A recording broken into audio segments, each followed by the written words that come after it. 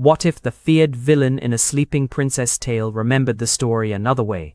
In a green kingdom full of longing, pride, and old magic, one forgotten guest sees a miracle turn into a curse, and a curse become a hidden door.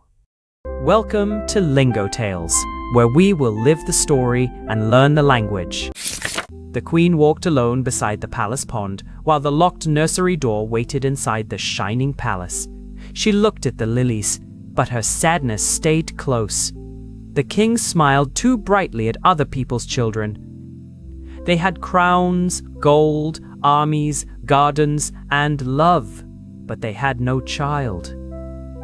A small frog with golden eyes rose among the reeds and spoke to the grieving queen. It was the 13th wise woman in disguise. She promised that before another year passed, the queen would hold a daughter. Hope came back into the queen's face, and the whole garden seemed to breathe again. The queen wept over a silk-wrapped baby princess as bells shook the palace towers. The child was healthy and beautiful, with soft hair and warm, rosy cheeks. The king laughed for the first time in years. The kingdom called her a miracle, as people often call magic when it gives them what they want. The king studied 12 golden plates, while the 13th place at the feast remained empty. There were 13 wise women in the kingdom, as there had always been. 12 were invited to bless the baby. One was left out, because the king preferred a perfect table to an honest one. 12 wise women stood around the ivory cradle, laying golden blessings over the sleeping princess. One gave beauty, another kindness, then grace, courage, patience, joy, music, learning, and a loving heart. Their gifts settled around the child like bright threads, making a future before she could even open her eyes.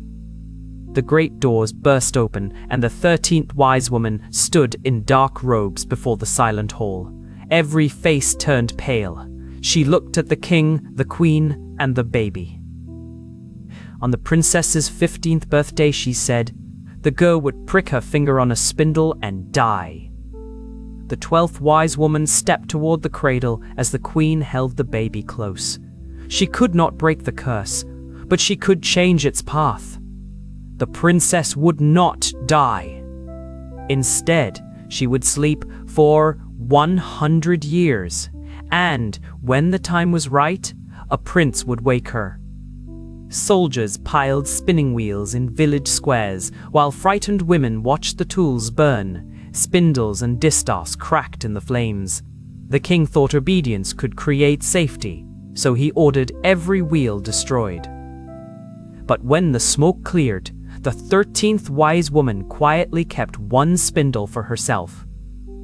The young princess paused in a palace garden as attendants hovered nearby and shadows moved near the cypress trees.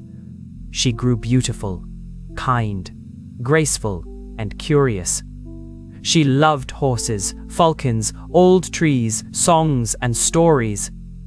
When she asked why the spinning rooms were empty, no one told her the truth. The princess woke from a dream of a dusty wheel, a red thread, and a hidden tower stair. The 13th wise woman had sent the dream without speaking. It did not fill the girl with fear.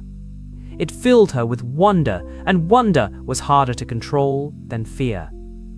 A rider arrived at the palace gates on the princess's 15th birthday as garlands hung from the balconies. Music played in the courtyard, but his message pulled the king and queen away. It sounded urgent, yet harmless. Once they were gone, the princess found herself free to wander. The princess noticed a small wooden door at the end of a quiet corridor. She had passed it many times, but today the latch was loose. She opened it and climbed the curling tower stair, her birthday dress brushing the stone, until she reached a little room beneath the roof. An old woman sat by a single window, spinning silver thread on a forbidden wheel. She was the 13th wise woman in another shape, bent and quiet, with steady hands. The spindle flashed like a secret. The princess stepped closer, delighted by the strange tool her kingdom had erased. The princess reached toward the spindle as a silver thread glimmered between her fingers. The wise woman could have stopped her hand, but she let the girl choose wonder. The sharp point touched her finger. One drop of blood appeared, and the princess's face softened as if she finally understood.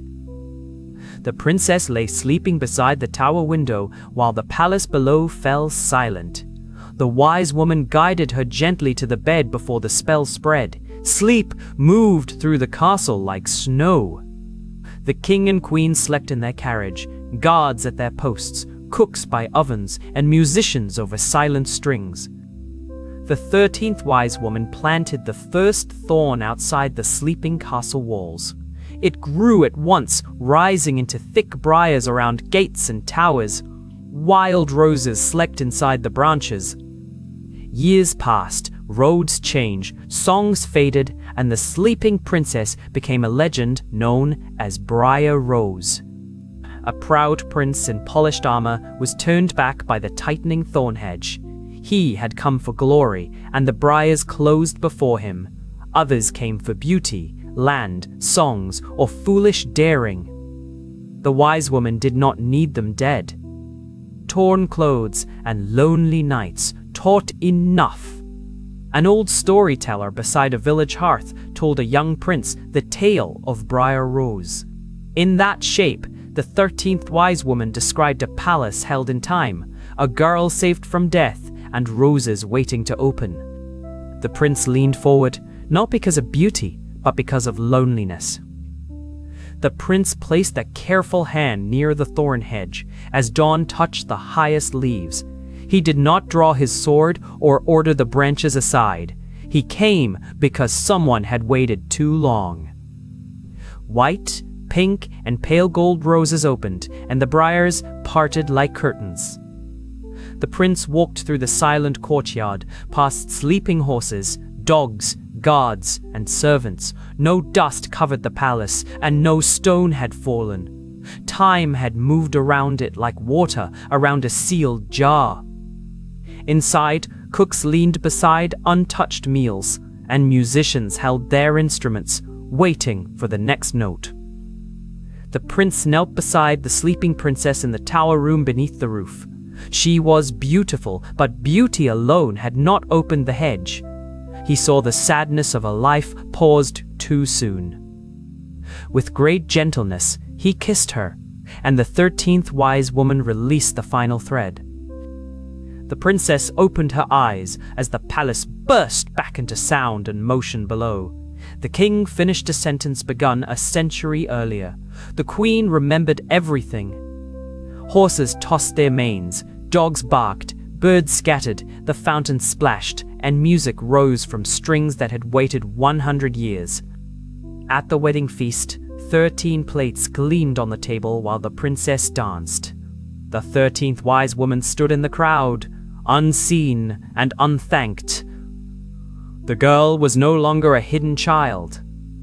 She had touched the needle, crossed the sleep, and awakened into her own life. So the roses remembered what people forgot. Fear may grow thorns, but patience, courage, and wonder can teach them when to bloom. You can find the learning materials for this story, along with many more stories, on our website at lingotales.app.